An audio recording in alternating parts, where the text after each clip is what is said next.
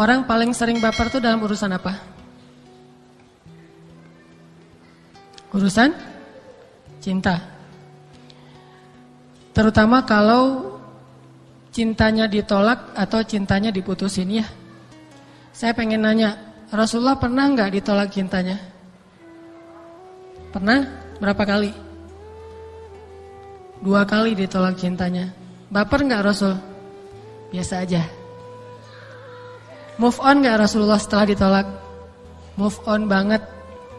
Malah setelah ditolak cintanya di dunia, Rasulullah SAW pergi ke akhirat. Gimana pergi ke akhirat? Isra Mi'raj, jalan-jalan ceritanya. Jadi cara supaya nggak baper dalam urusan ditolak cinta dan bisa move on, pergilah jalan-jalan. Mungkin cari ombak, surfing. Mungkin cari angin, mungkin cari apalah. Pokoknya jalan-jalan. Tapi kemarin saya mah surfing bukan gara-gara baper. Dikit sih. Enggak, gara-gara pengen belajar gimana sih rasanya naik di atas ombak, ternyata nggak bisa-bisa juga. Teman-teman yang dirahmati Allah Subhanahu wa taala, 2 kali Nabi SAW itu ditolak cintanya. Pertama ditolak oleh calon mertua, kedua ditolak oleh si cewek itu sendiri. Siapa calon mertua yang nolak cinta Rasul? Paman beliau sendiri, Abu Thalib. Ketika Rasulullah SAW pernah di masa jomblonya, di masa mudanya, sebelum nikah sama Khadijah, Rasulullah tuh ada perasaan kepada salah satu putrinya Abu Thalib. Lalu Rasulullah menyampaikan hajatnya kepada Abu Thalib tentang niat dia untuk menikah dengan putri Abu Thalib. Berarti siapanya Rasul nih? Sepupu ya, sepupunya Rasul. Kenal banget lah gitu. Ternyata Abu Thalib bilang, ya Muhammad, waktu itu Nabi belum dapat wahyu.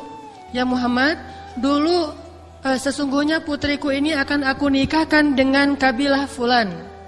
Karena sesungguhnya dulu mereka menyerahkan putri mereka untuk dinikahkan kepada kabilah kita. Sekarang balas jasa kita yang memberikan putri kita dinikahi oleh putra mereka. Siapa putri kabilah itu yang diserahkan kepada kaumnya Nabi Muhammad? Yaitu Aminah, ibunya Rasulullah SAW.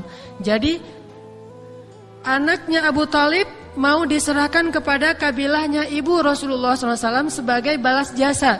Karena dulu kabilah itu menyerahkan Aminah untuk dinikahi oleh Abdullah. Sehingga kata Abu Thalib, aku ingin menikahkan putriku dengan kabilah fulan wahai Muhammad. Ditolak sama Abu Thalib.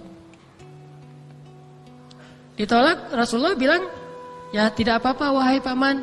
Mudah-mudahan dia hidupnya bahagia atau apalah, didoakan yang baik-baik oleh Rasulullah. Itu baru cowok banget ya. Jadi bukan, duh terus saya hidupnya gimana kalau tanpa dia. Lemah sekali ya. Jadi tidak punya apa, gak tangguh gitu, gak tough. Karena begitu diputusin pengen mati aja. Tapi masih mending sekarang kalau diputusin masih ada Pokemon ya. Jadi sibuk aja dengan Pokemon. Kenapa? Kamu sibuk nyari-nyari Pokemon daripada nyari-nyari pacar. Mending saya nyari Pokemon. Dapat bintang ya. Kalau nyari pacar habis duit. Udah habis duit ternyata ditolak. Jadi Rasulullah mah biasa aja ditolak sama Abu Thalib. Move on. Move onnya kenapa? Gimana? Berdagang. Berdagang lagi dengan jujur, sukses.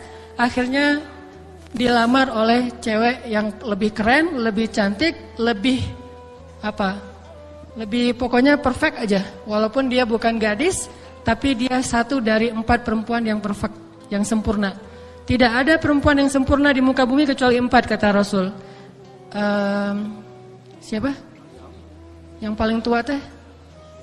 Asiyah istri Fir'aun, kemudian Maryam binti Imran, ibunya Isa, kemudian Khadijah bintu Khuwailid atau istri Rasulullah, dan yang keempat Fatimah bintu Rasulillah.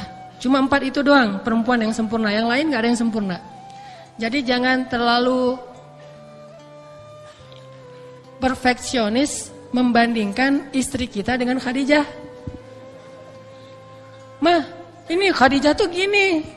Lah Khadijah itu perempuan yang sempurna dan di muka bumi itu cuma ada 4. Lah istri kita bukan yang ke-5. Jadi wajar banget kalau istri kita itu agak ngejomplang sih dengan Khadijah. Ini mumpung istri saya nggak ikut jadi mumpung karena istri kita bukan Khadijah, bukan Fatimah, bukan Maryam, bukan Asiyah, maka kalaupun kita mau menjadikan Khadijah sebagai inspirator, sebagai motivasi, boleh, tapi jangan memaksakan keluarga kita persis seperti Khadijah.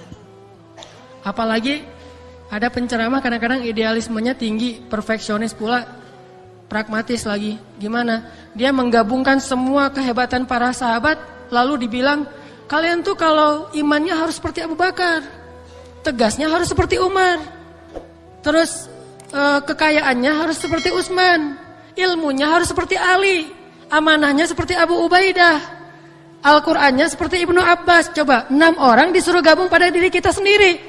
Halo, saya mah cuma orang biasa. Jangan gabungin semua orang luar biasa itu harus ada pada diri saya sempurna. Mereka aja dibagi 6, kita jangan ngambil sendiri. Ini agak-agak kurang realistis menurut saya. Tapi jadikan mereka semua sebagai inspirasi, penyemangat, motivasi. Cuman kalau nuntut harus persis, kita hebatnya kayak mereka ber-6, itu terlalu berlebihan. Begitu juga kita kepada pasangan.